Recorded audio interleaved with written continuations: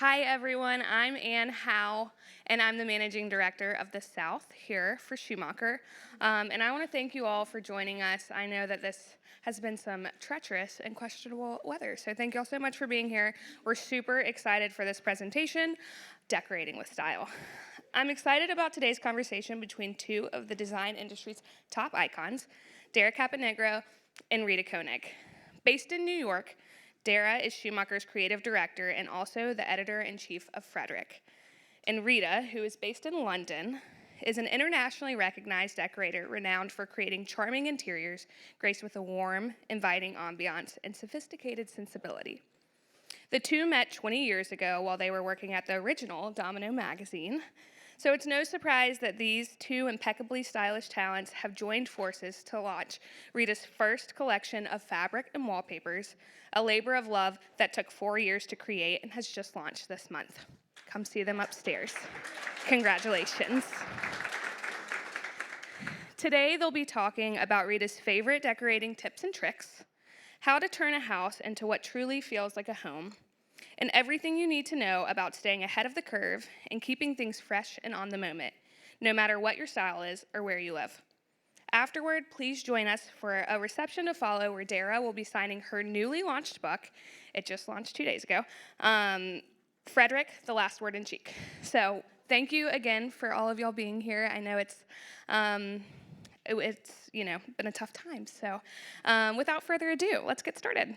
Ann. And thank all of you for coming. I know that the conditions are not ideal, so you're intrepid travelers, so thanks so much. I don't know how many of you know, but Atlanta was my second home for many years. I used to be the editor of Veranda, and I would come every week for about 3 or 4 years. So it's always nice to be here. I always feel like it's my home away from home.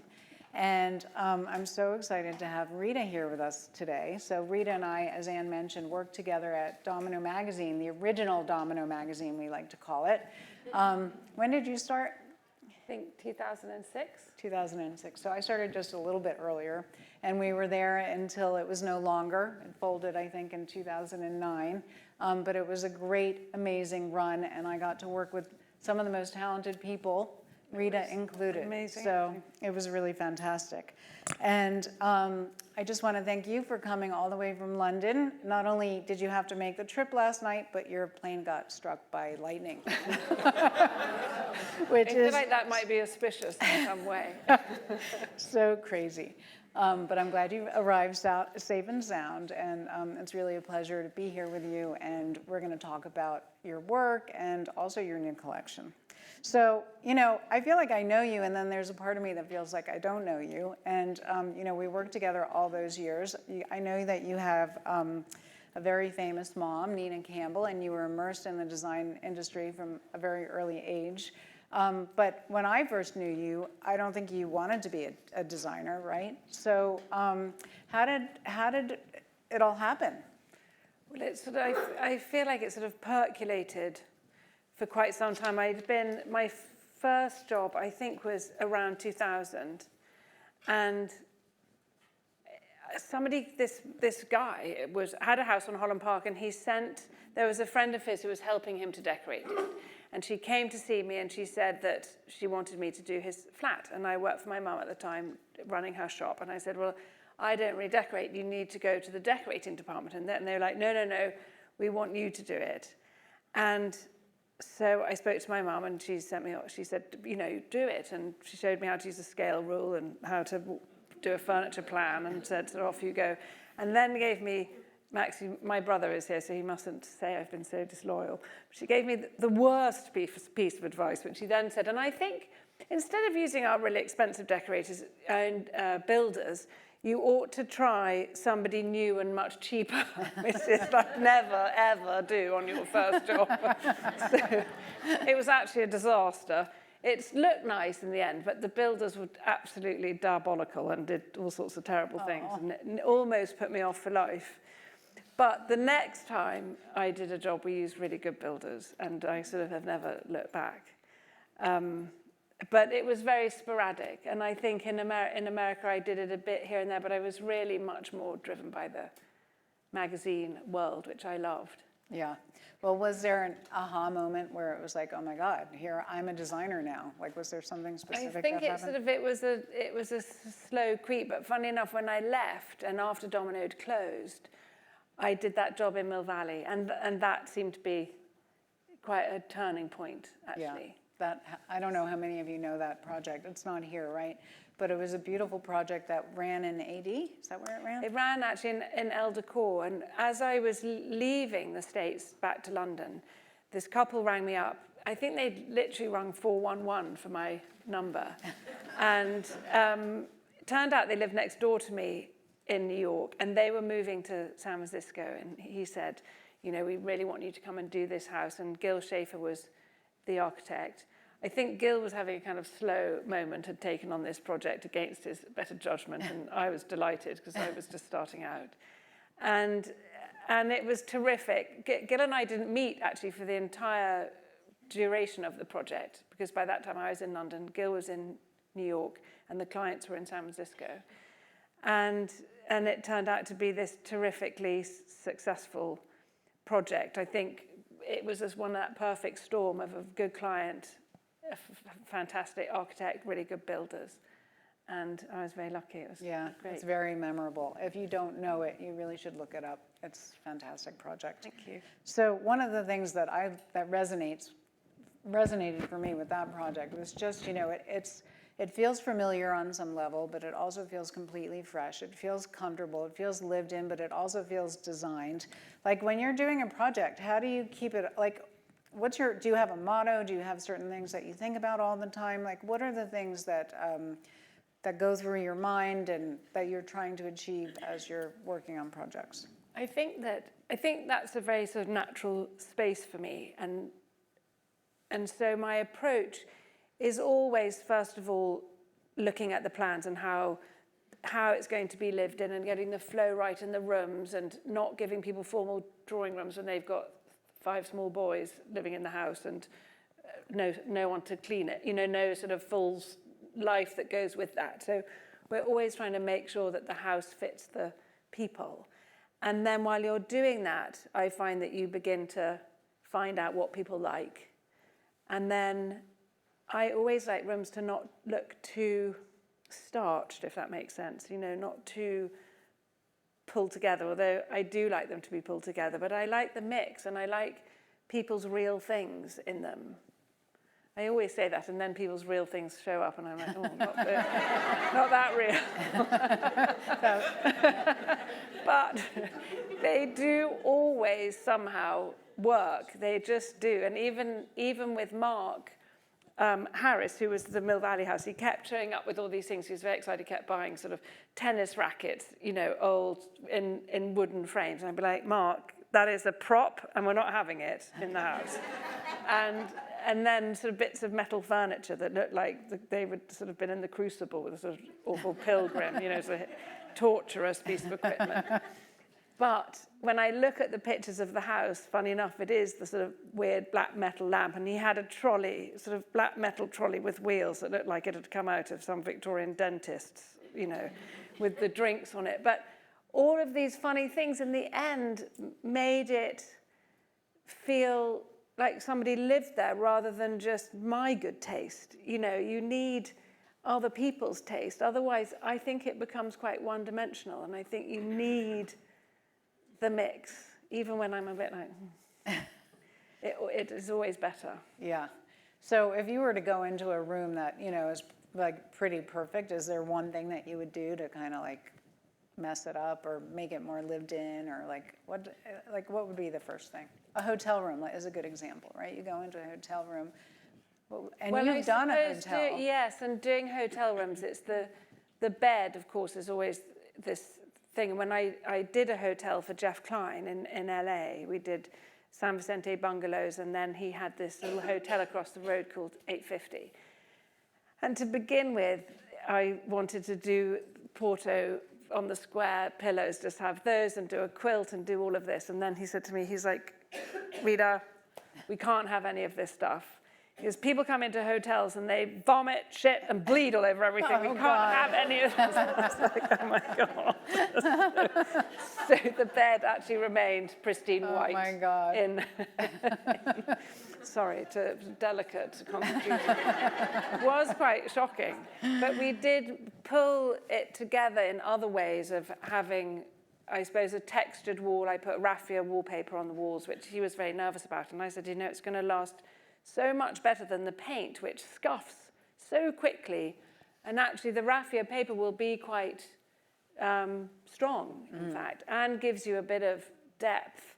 And the fabrics, we had all the fabrics printed, China Seas fabrics printed on the, flammable stuff. Yeah. And so I tried to get these things in which were going to make it feel more at home. And then we put our lacquer company trays with the coffee machine and everything so I tried to get as much familiar things in the rooms as possible that way. So I suppose it's familiar rather than just it's this thing of props is the thing I always come back to, that you need possessions, not props. And I think that can sometimes be a trap people fall into, of thinking, oh, I need the whatever it is of that moment, the vintage jars filled with the pastas, or I need and they can become things that you don't naturally use. And so then they become props. I think things have to be used, useful. I mean, even when styling a shoot or something, right, I'm always aware of that. It's sort of like, kitchens, I think, are the hardest things to shoot. And I'll stand at the counter, I'll be like, what would I be doing here? Really thinking about, like, and what would I be making with that half ton of green apples that are sitting in that bowl on the island? Well, I was at that hotel, and it's a really lovely hotel. And one of the things I remember is just how you use trim along the edge of the raffia to kind of create some architecture in the hallways and such. And I remember your bathrooms, which I loved in that hotel. And the bathrooms were great, actually. Yeah. And one of the prints is a little bit like the Schumacher little olive print. I mean, it does the same thing, that right? was the one. Actually, that, funny enough, there was the inspiration for our olive was something called Passy Shell on White, which used to exist at Hinson, which was so pretty, and now no longer exists. And then that one was a John Stefanidis little paisley, which I loved, and we put in all the bathrooms. And actually, the halls, we put felt in all the halls. Each floor was a different color, felt, then with a different colored trim. So you knew when the elevator doors opened which was your floor. So it's very clever. confusing when they're all beige. Right, that's true. I don't know if anyone else has stepped out of elevators a few times on the wrong floor. Clever. So have your tastes and aesthetics changed at all, like, over time? Yes, I think they have. And I feel like it's just a slow turning of the dial, as with every decade, I suppose, or maybe every 5 years. And as I sort of go through, I'm a bit of a magpie, as I see more and more lovely things that you want to have and use, the taste changes. And I think also as a decorator, one is influenced by your clients a lot. I definitely feel that the people that come sort of cross my path and whose threshold I cross and work with, they all definitely leave a mark, or I learn always something from and how they do things. And are they lessons that you take just in general, or are they just lessons about, like, can you think of a lesson, like either a life lesson or a... I think that, well, we've had one client a while ago who wanted to paint the whole house white, which was a really new sort of experience for me. So that was quite interesting, and making that work, and wanting to be quite contemporary. And another one actually in New York, which was published as well, she was Danish, and didn't see why you needed to have anything on surfaces, where I'd been cramming surfaces with things.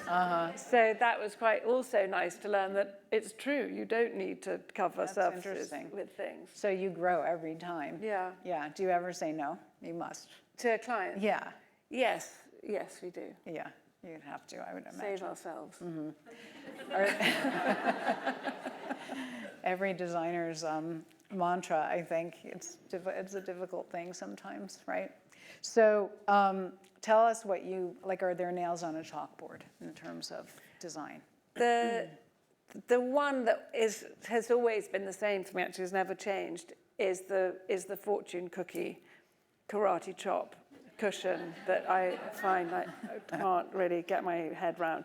And then when there are also many of them, so there's a sort of 3 layers deep on a sofa, and they look like they're carved from concrete as well and might repel you from the sofa. So that's it really. And because every time I think of a sort of those lists when they have a design, absolute no, you think of it and immediately want to do it the next minute because you think, well, actually, if you did it like this. But I suppose the other thing is sort of pretentious decorating. I think that I really like rooms to, at Domino, the rule was how you knew you wanted to photograph a house was if you wanted to sit down when you arrived, if you wanted to sit down and stay. And I think that that's definitely, for me, what I want to achieve out of my rooms. And what I love when I go somewhere and you're like, I love this. It's like when you go into a shop sometimes and you think, how am I going to absorb all of this before somebody else walks in behind me and buys it? Or, So it's really, and I think in that pretentiousness, that's when you don't want to sit down and it feels stuck on instead of you feeling involved with the room. That makes sense. It's a nice way to put it. Yeah, that's very interesting. So, you like houses that feel like homes, obviously. Is there any other, anything that comes to mind that's a surefire way to make a house a home? I think it's comfort, really. Because I also love bad taste. I love other taste as well. So it's not that I only ever want to walk into a room that was done by me the way I like it. I love other styles and things and the way other people do things. It just happens to be that this is the way I know how to do it. So it's how I do it. And I think, so therefore, it's always comfort that the thing you sit on is going to be comfortable, that there's going to be somewhere to put your drink. There might be a drink would be really, that it's going to be those things. I think that's the key for me of what. And then the style is something different. Yeah. Well, that has to be the editor in you, right? The part of you that likes other tastes, and because not everyone's like that. I love that too. People often say, I don't want to have you at my house. It's like not done, and I never really look at it that way. Well, Me either. Yeah. It's just so nice to be in somebody's house. Totally. Yeah. Not cooking your own dinner. All right, so we just did some shoots for your new collection at Schumacher, and we did one at your beautiful house in London, which is right there, as a matter of fact. It's so gorgeous. Maybe if we have time afterward, we can talk through some of these pictures. And then we did something in New York, and when the film came in, you said to me, I love that mine feels so English, and the other one feels so American. And I didn't have a chance to ask you that, but I was puzzled by it. Like, what was the American part or the English part? Like, how do you define those? Well, I think the American, we don't have any of the American shoot on here, do we? But it's so fresh. I suppose it's the painted floors. For me, painted floors are always a very fast track to an American look. Okay. Because we don't do that very often. I think we do more and more now that when we're trying to we love the American look in England. So that was it. And then I suppose the architecture and the windows it was so fresh, the American shoot. And I think because England's sort of wet and grey and chilly, we don't, and our houses aren't as well insulated as yours, they tend to have more fabric and curtains and carpets and rugs and things, that makes it much more what I think of as English and sort of European, French it would, but less the hot countries, the Northern European countries. Interesting. All right. And it was also fun working, because the American one I did with Schumacher, and it sort of felt like it went through that funnel, and so it was fun to see how it came up. It was a bit like cooking in someone else's kitchen. I loved it. I love them both, but I mean, your bedroom is just so beyond. Your whole house is so beyond. And if you haven't seen it, it's in British House and Garden. It's British House and Garden, right? This month, so pick up a copy. And do you decorate differently for Americans than Europeans? Like, are there certain things that stand out to you? I think so. I've just done a house in Maine with Gil, in fact, and he was very concerned that I was going to make a fool of myself, I think, in Maine. He kept saying, I mean, Rita, that's not very Maine-ish. You need to make sure that it's Maine, which I took to mean it's a bit like Scotland, you know, that I would go and put a sort of Sloane Street house in a Scottish house. So I'm hoping we met the brief, but I think that I did feel aware in that house that it wasn't it was a sort of American thing. But my time living here, I think, has influenced so much the way that I decorate, and Yeah, I'm sure. I feel I have a bit of the cultural You have an references, understanding, yeah. Anyway, All we right, came well- out unscathed, I think, on that job. Gil was able to I'm hold sure his it's head. gorgeous. I'm sure Maine. it's beyond. All right, so let's just talk about your Schumacher collection. So as Anne said, it was 4 or 5 years in the making. We started in the middle of COVID. I was so excited to call Rita and ask her if she wanted to do a collection with us. And it's fabrics, wallpapers, and trims. And you were a perfectionist every step of the way, in the best way, I think. You know, you really honed in on what you wanted, and we went through a lot of trials, as you know, to make sure that You were very patient, I have to say. but you know, you were also really great because we had to push back the launch, and you were patient with us also. But we wanted it to be right, and I think we did a really beautiful job. But talk about, altogether, talk about, you know, what you wanted the collection to be, how you thought about it, and just let everybody know, you know, your thought process. Well, my approach to it, I think, was to try and make it a cohesive collection so that the things work together, even though they wouldn't necessarily end up together, particularly in rooms. And they certainly aren't, you know, they don't have to be together in any way. There's only, I think, Serena Garland on the fabric, and then the wallpaper sort of coordinate. But apart from that, none of them are particularly coordinates, although they sort of come together in palette. And that's what I really like, is when different fabrics work together because their colors work together. And I think that's definitely a trick I use when decorating and pulling many different styles of pattern together, is through their color. So that was what I wanted. And I also wanted this thing, it's quite global, really. It's a sort of diverse collection of fabrics. There's a paisley, there's a batik, there's some French prints, I don't know if any of them are English. They're mostly French, actually, the European ones, taken from old documents that I had bought and collected. The paisley was something I'd had for years and always wanted to copy because I just loved it. And then there were things I wanted a sheer, I wanted a trim, the bits that were, for me, I wanted to use in my own work.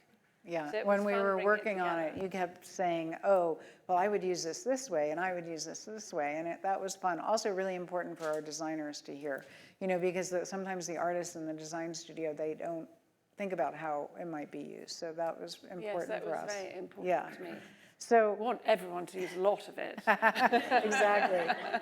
So one other thing that came up while we were doing our photo shoot, you know, when I was editing the story for FREDERIC Magazine, I couldn't get over how articulate you were. So at one point you said, if you cover the walls in a batten fabric, you wake up with the impression that it snowed in the night. There's a quietude about it. I thought that was so beautiful. And then you also said, if you use a small scaled pattern on the walls, it feels like a hug, which I also thought was so beautiful and so evocative. So tell us about those two things, and then maybe you have some other decorating tricks you want to share. Well, I think the fabric, it does have, because when they batten the walls, they put something called bump behind, which is the sort of wadding. I'm sure you all know it. It does have that acoustic feeling. And there's that thing, you know, when it snowed in the night and you wake up and it's just quiet. And it's it's rather like that. So it's a really good thing to use in dining rooms where you don't have much opportunity to bring many soft furnishings into the room. And it obviously, you hope, is going to get quite noisy in there. So you need some softness. And of course, it's also lovely in bedrooms because it has that quiet feeling. And then the small print, there's so often times that I want to use something I often say is something and nothing. You don't want to make a big statement, but you do want something that has a bit of depth on the walls. And when you paint, that's just it. It's very flat, unless you're going to hang pictures and things like that. But when you put a small print, because when you're far away, you often can't see what the pattern is at all, with something usually smaller than our little leaf. But you can see it now on the screen. That's the olive in my bathroom. It just disappears and it just sits in the background. And when it goes up, the walls just sort of go like that, I think. So nice. It's a bit like a hug. Well, I have a whole new way of seeing it. It's really beautiful the way you described it. All right, so this September you have a new collection for Schumacher. You have the cover of FREDERIC Magazine. You have the cover of British House and Garden and the lead story in British House and Garden. What's next? I mean, that's a lot. Holiday. I don't know. It's quite funny how suddenly, we've worked on this for so long. And then in tandem, I've sort of been working on my apartment for also about 4 years, because actually it was from just about the end of the lockdown that I began to think about that renovation. And you sort of have your head down all this time doing all of this, and then I feel like I've, like a meerkat, come out from the hole and start my head up, and then all the fireworks have gone off at the same time, it's exciting because you sort of forget about the moment it appears. Yeah. In fact, It's great. I mean, bits of fabric, so it's very exciting. and you have a book, right? Well, I'm delivering it in October, so I'm doing a book at the moment of the renovation of Oxford Gardens. So that will be a whole book to take from the sort of beginning right through to the end. And because I lived in it before, I bought this flat about 10 years ago when I moved back from New York, probably 11 or 12 years ago, actually. And I bought it when I was single. Then I expanded when I met my husband and had a child. And then I expanded again afterwards when I divorced my husband and bought the flat above. So it's been quite a journey. And what's fun is the before pictures aren't sort of terrible. They're just different. Because I always slightly cringe when there's that thing where we bought this awful, it was just awful, and we've made it, and you think there's somebody's poor house that they thought was very nice been turned into something else. So that's the book, and then there'll be another one coming soon after for Rizzoli of work. So nice. So Can't more wait of to these. get my hands on them. So do we have time for a question, or Yes, maybe? we have time for like 3 questions. Okay. Pass the mic. Mine is not actually a question. I just wanted to let you know that I took your course on Create Academy and how much I enjoyed it. Oh, So thank you Thank so you very much. much for doing that. Any questions?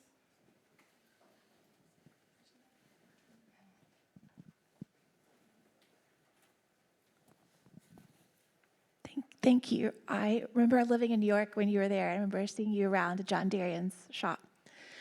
But my question is, I see your house restoration or renovation. How has your style changed? I see, what are the 2 or 3 items that you didn't use 10 years ago? I think, well, I didn't use fabric on the wall 10 years ago, so I couldn't afford it 10 years ago. So that was very nice to do this time. And I think the biggest change was the palette has gone from being quite sort of pastel and light to being quite rich. And the other change was the architecture. This time I had, instead of me just drawing things with a builder, I did have an architect, and we did the architectural detailing really well, and that's made a huge difference, actually. Anyone else? All right, well, Rita, thank you so much. Thank This was you so so much. fantastic.